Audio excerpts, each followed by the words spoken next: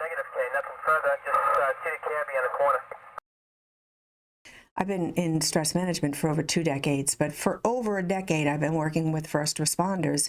And I will say that old way of thinking, suck it up, buttercup, shake it off your back, that kind of thing, that's gone because it doesn't make sense. Because at the end of the day, you're a human being with a central nervous system, and central nervous systems can overload with trauma. And today, the real strength is knowing when to reach out for help. I want to take a closer look at what's really happening when we talk about empathy burnout, especially in communication. And this is what you do. This is your job, right? You're communicators. What is empathy? Empathy is the ability to understand and share feelings of another person.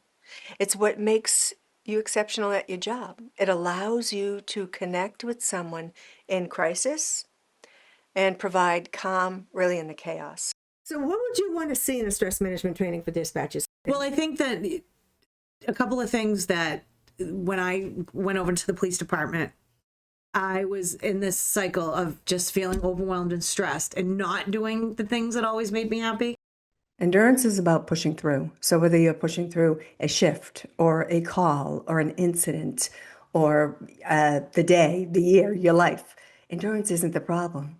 I find that first responders are exceptional at endurance. Endurance isn't the issue. It's endurance without resilience. That's the issue. And that's what I want to talk to you about today. Resilience is recovery. Resilience is the ability to reset, to bounce back over and over again. And that's why this work is so important. It's about understanding your nervous system, knowing how to help recover. So you're not just getting by, you're not just surviving in this job. You can actually thrive in the work and feel better for yourself, for your family, and for the life outside of your work.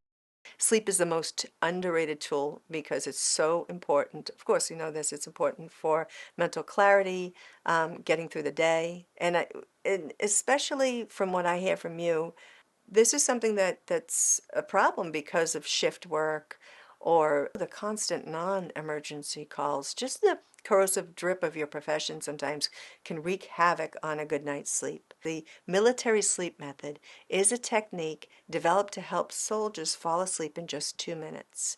It was originally created by the U.S. military to improve performance and reduce errors due to sleep deprivation. Has the job changed the way you see people, civilians? I'm going to say no. And for Okay. this one reason. Somebody's picking up that phone for a reason. Their problem could not be what I think it should be. To them, it's this monumental thing, and I think it's this tiny little thing.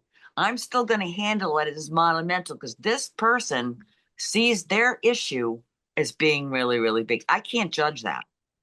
A lot of empathy and sympathy, both of them, for these people. They do this for a reason, and I can't judge that reason. I'm not there to judge. I'm there to help.